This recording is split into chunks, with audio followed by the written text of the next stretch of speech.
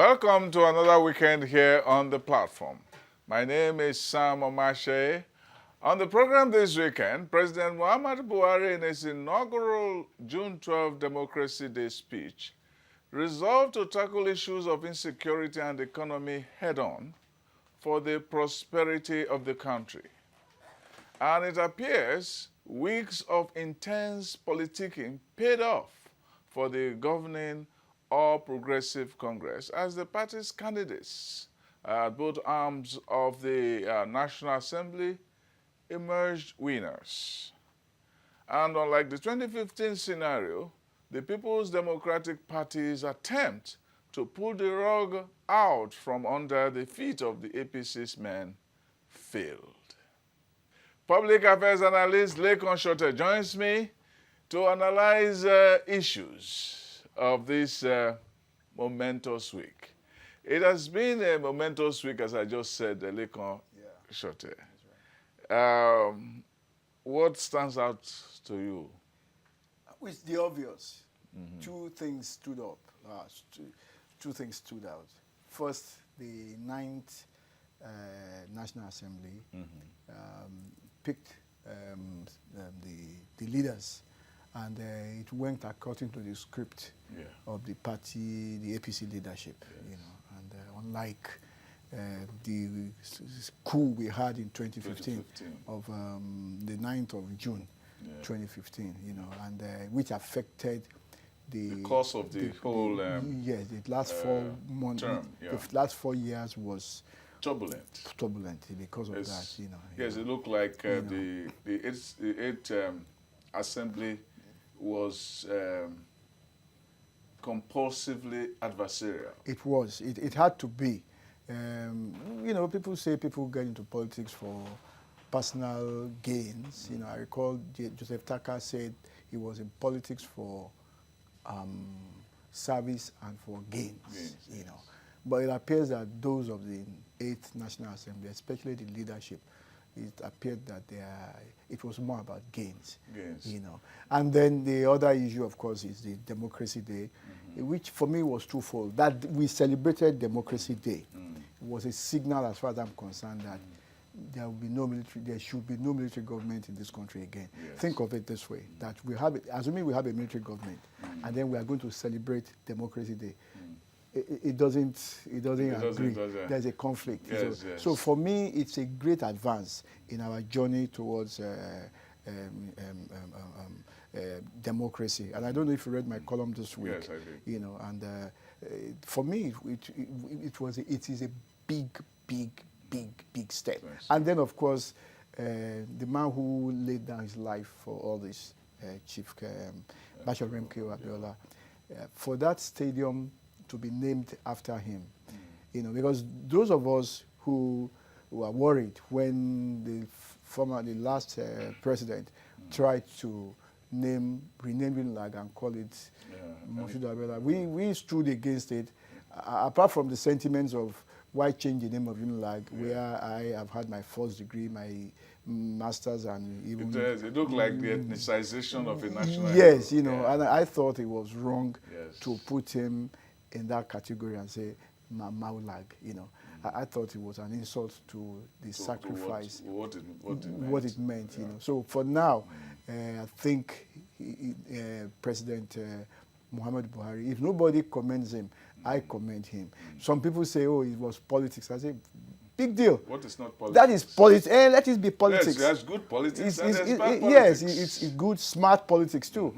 You know, and it's also in our favor. Ultimately, we have, you know, when you say, the labors of our heroes past shall never be. So it means now that we have gotten to a point where we have started to acknowledge our heroes. And I hope we can continue. Nobody is perfect. MKO would not have been perfect. But if you went to find out, for example, Thomas Jefferson, one of the heroes of America, we find out they had slaves. They had slave mistresses, and they had. Those are the slaves of Sally Hemings. That was the slave of Jefferson. Exactly. Yes. And who had a child by him? And so some time ago, some of the descendants gathered together. They had a society. They met in Washington. Exactly. Yeah, about a decade ago or so. So it happens. There was this poem by this line in the play by Bertolt Brecht titled Galileo. Okay. Said, "No one's virtue is complete. The great Galileo loved to eat." So it is part of it that we can say, heroes sometimes do not set out to become heroes. Yeah. They set out to look for one thing, and then they are set up for heroism, and then they stand, and then they stand for it. Exactly. And that's what happened. I mean, Delegawa said that he wrote many times in his columns that I'm nobody's hero. Nobody died a hero of the country. I mean, that's it. Abiola was seen by many people to be a man of business, a man of vanity, a man who loved to sing and who loved himself so much, and all of that. But he was a philanthropist. Yeah. Was a philanthropist. That itself should have given people a hint about the humanity of this man, because his philanthropy was beyond ethnicity, was beyond religion. And he did it to anybody. Person I knew, person I didn't know, somebody whose story, I remember I did a story in Concord in those days about an Arab family that was suffering great deprivation, homelessness, and so on. He read it, and unknown to me, I heard that just by reading it, they found out who they were and rehabilitated the family. That was the kind of person. Somebody told me that he used to be a reporter with FRCN in those days, and he was attached to Bashir Tofa as they were moving around. And he says that everywhere they went with Bashir Tofa, there was embarrassment. People were saying, "Who is Bashir Tofa?" Even in the north, and they were saying, "Oh, Abiola, we are expecting him." Yes. He has already come. Yes. See that mosque there? It was Abiola that built it. See that church? He contributed so much throughout the country. Throughout the country. So he was already doing things that heroes do. And so he had become so many people's private heroes before he became a national hero. Some people say some kind of hero, but he then finally became the hero. And when he became a hero, he did it in spite of himself. In spite of himself, And I recall, if you recall the presidential debate between him and Bashir Tofa just before the election, there was something he said which became almost prophetic. He said, "I see myself." He said, "You remember the Osun Osogbo, when that young lady will carry the calabash and then walk into the river?" He says, "I see myself as a sacrificial lamb, carrying all the troubles of the country on my head and walking to that river and going away forever." He said that. I think we should go and look for the footage. And I was scared, because for me that was very profound. It went beyond just trying to win votes. Now, I thought that was a spiritual, a profound statement. And see exactly what happened. Yes, there's something about heroism that is so selfless and also willful.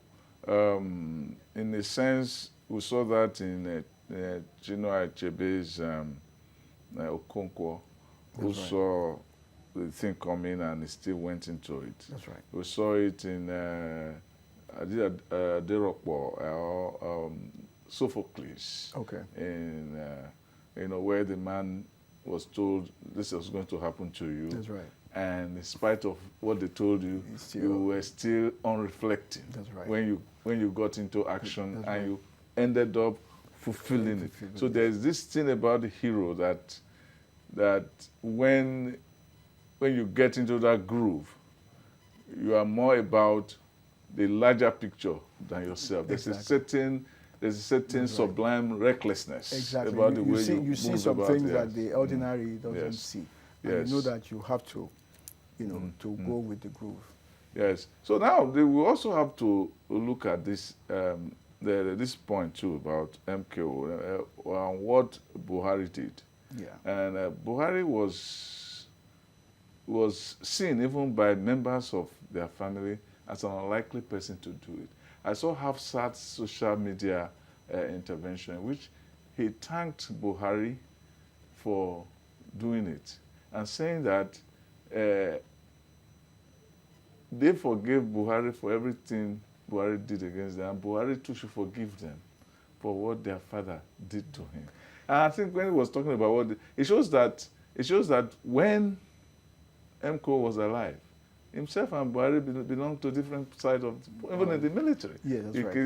The crowd, Buhari's crowd was different from Abiola's crowd in the military. That's right. And they had the collision. Remember, some people believe that he had hand in Babangida's coup against Buhari and so on. That itself will have made him say, okay, why would I go and endorse such a man? You know, I think last year at the ceremony of the conferment of the GCFR on Chief MKO Abiola, I recall that Hafsat spoke, and she pretty much, you know, acknowledged that in spite of what our daddy had done against you, you still rose above that, and you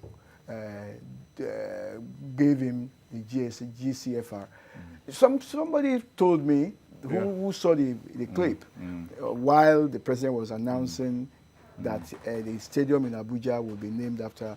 He says he observed that a lot of people on the high table were a bit shocked that they quite didn't know that he was going to do that. He maybe just slipped it in quietly. Now the other thing is the National Assembly that is not constituted. Some people have said, well, the National Assembly is actually going to be like a rubber stamp. Well, good question.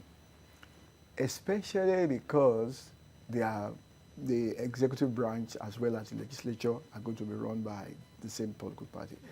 You know, but I'm not going to be too certain about that, especially because the Speaker of the House as well as the Senate President, they knew what they went through. They lost 4 years of turbulence, you know. So for them to now get there and become anybody's rubber stamp, they know the issues already. Even if my father used to tell me that even in things evil, there's something good. That even the renegade leadership of the 8th National Assembly, there were some issues that they were raising. You know, they almost at a point became an activist National Assembly, especially the Senate. You know, so there were some issues that they were raising, and I think these people had better pay attention. And don't forget something, that yes, the Constitution says you cannot contest election unless, one, you are a member of a political party, and two, the political party presents you. And now the political party has done that. They have joined and they have been presented and they have won the elections. And they have now become the principal officers, those of them, in the House, in the National Assembly. But the point is that essentially, what is the history of the legislature? Where you got democracy, people will come and say, everybody will come and speak. But it became unwieldy, and in a place like Britain, they had the sheriffs who were coming to represent the people, speak on behalf of the people. You know, you had, they say we have 3 realms, the law spiritual, the law temporal, and then the commons. The commons were shut out. It was the parliament that came to represent the commons, the common man, the issues that affected the common man. And I think that is what members of the National Assembly have got to do. I don't think they are going to lose sight of their responsibility to the people. The least they can do is to become the loyal opposition. That's right. You need to be, you are loyal to your party, loyal to the ideals, and which means that you should not be kicked around. Yeah, that's right. You know, by the executive. But it also shows that you can always sit down in your private chambers, sit together on issues, and bring out issues and say, well, this is in the interest, this is what we should be doing. Then you iron them out before you come to the public. You know, so long as we have progress in this country, that's what. Because we don't need rancor. The kind of rancor we had set us back, and I don't think we need that. We don't need that. Thank you very much. That's Lekon Shote on this show to look at a very significant week on this show. This country. Thank you very much. On the Big Talk segment, I bring you the concluding part of my interview with Plateau State Governor Simon Lalong. Congratulations as the new chairman of the Northern Governors Forum. Thank you. Now, it's been a very interesting period to be in the North. People believe now that the North is more insecure than the South. Yeah. In those days, it used to be that when you're traveling up north, you're going down south. Yes. You're always confident that everything will be okay until you started going down south to be worried about hoodlums and so on. It's the opposite now. Some people say it is a religious thing, some people say it is actually a kind of subtle, it's like a uncoordinated Tarakawa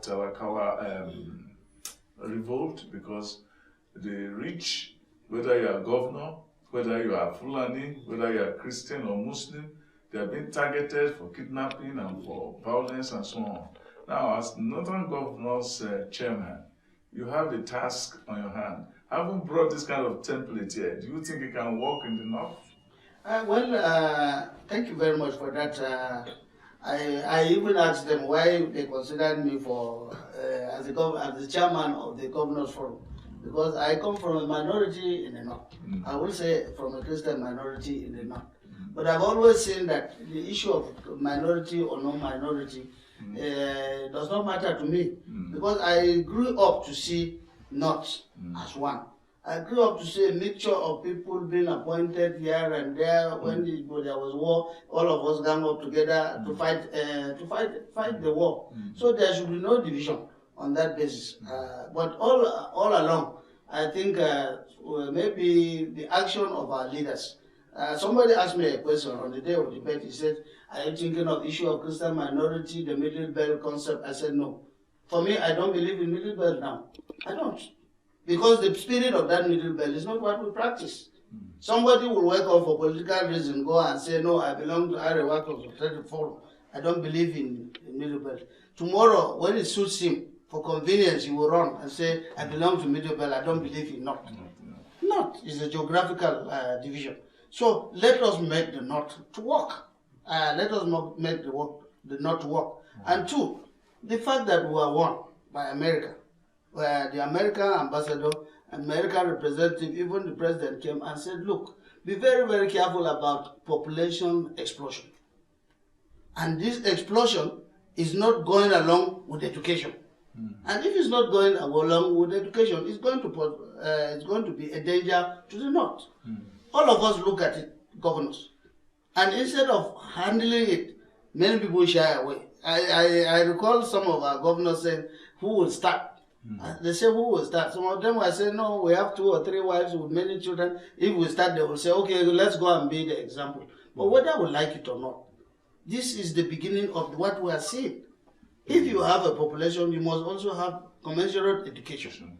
At one time, it was introduced in the past, nomadic education. Secondly, this nomadic education was also to help the Fulanis who are in the bush, who help them in the bush, to get them educated. Now, education will take people away from some of these vices that we see today. And along nomadic, when we spoke about nomadic education, you have a lot of population without jobs. People are moving without jobs. Now, in this government, they said, we said change. We came with the change. But along the line, nobody will be patient to wait and see change. He wants to see change directly for what is happening to him. Now the change is not coming very fast. Of course, not due to the problem of the administration, and because I'm part of the administration. A lot of damage was already made, and it takes gradual period to also amend some of these damages. And so when you see that, now we started seeing mistrust, just like it's displayed in Plateau, between Christians and Muslims, because Fulani is seen as Muslim, and the farmer non-Fulanis are seen as Christians, as farmers. So we saw this kind of conflict moving here and there. Today it has moved from herdsmen, farmers, to banditry, to kidnapping, and the kidnapping is not a tribal thing. It's just like cattle rustling. We saw first cattle rustling Part of the problem we had here was cattle rustling. And cattle rustling was not restricted to a tribe. Anywhere you caught people doing cattle rustling, you have different tribes. You will see a Hausa man, you see an Igbo man, you see an indigent in that place, and other people, because and they all work together. They work together. It was one Nigeria. One Nigeria is a cartel of business. A cartel of business. Yeah. So anytime you caught them, we try to manage cattle rustling. So today we are seeing banditry. Banditry. People moving about, killing people in the bush, killing people for no reasons. Reasons you cannot even explain. We are moving from banditry to now kidnapping. They will kidnap somebody. By the time you start, you will find them speaking different languages. Because when they are calling, they are speaking different languages. To tell you that it is not one man that is there. That is a mixture of different tribes. And so they are beginning to even indoctrinate and bring out some of these younger ones who have no jobs. So we have a very, very big tax ahead of us. So that is why I said it's bigger than what I see in Plateau. So when they took me, I thought it was just like sacrificing me. But I begged them and I said, look, this is a very big tax for me. To say you attempt to do that. First, as a Christian, within Muslim dominated region, is going to be a very huge tax. Two, to manage the level of unemployment that we have in the north, and also about emphasizing on education. We must create the jobs and also emphasizing about education. And I'm very grateful that even from the first tax that we attempted to do, we are all united on that cause. On the issue of education. On the issue of education, on the issue of insecurity. And insecurity entails that you must educate people. You must find ways of educating people. You must also find ways of getting jobs for the jobless. How will you argue a state like Zamfara? Well, Zamfara is still the same thing that we are talking about. But this is very complicated because saying that, even the former governor Yari said that he had abdicated his position as chief security officer. When a situation like that arises, I don't know what this new governor will say about that, but when a situation arises, where does it put you as the chairman of the governors in the north? First of all, it happened here in Plateau State. In Plateau State for 15 years we had crisis. Yes. We didn't know how to surmount the crisis. So it is always God's grace. But when I became the governor, I prayed. God gave me wisdom, gave me the wisdom to assemble first the leaders. And so what we are saying is about leadership. It's about leadership. Because in most of these things you will always find failure of leadership. Not sometimes when they say leadership, they believe that it is only the governor who is there. No, it's not about the governor who is there. What about those who are outside? What about those who have been leaders in that place? What are they doing? What is their position? What is their posture towards this kind of conflict? And unless we accommodate and bring them in, we will continue to fight and we'll just be hitting about the bush. So what we intend to do is that, first of all, to get the feelings of our leaders, to appease our leaders, to unite our leaders. When we unite our leaders, we'll be able to massage their ego, for them to realize. You don't even need to tell them, because some of them have been leaders before we were born. We were born, they are still living. To understand that the more they do it, the more the society is getting destroyed. And it will affect everybody. First, we are talking about the unity. We are going to be talking about the unity of the North. We are going to be talking about common interests like agriculture, so that we will also use agriculture to empower people, to take people out of poverty, and take people out of poverty, and also ways of raising revenue to meet up with such requests. So I'm saying these are some of the things that I believe we are going to start doing. And then more ideas are already coming from all the governors, because they are very wonderful. Every governor is now preparing. He is seeing this as #1 priority for the North. And well, so if they see it that way, and I get cooperation from them, I believe that we'll get over it. On that note, we'll come to the end of this interview. We've had the governor of Plateau State, the Right Honorable Simon Lalong. Thank you very much for being on this. I'm very grateful, Sam. Thank you. Thank you. Just before the program ends, this is my poem, which I run every Friday, titled Friday with Leah Sharibu, a way of also keeping the young lady in the people's memory. Do you know MKO Abiola? Probably. A stutterer and money bag. At first, with mass mandate, probably a hero, because he strutted with peacocks in army uniform. Now certainly a martyr, immortalized because he would rather lie in state than lie. Thank you for watching the program today.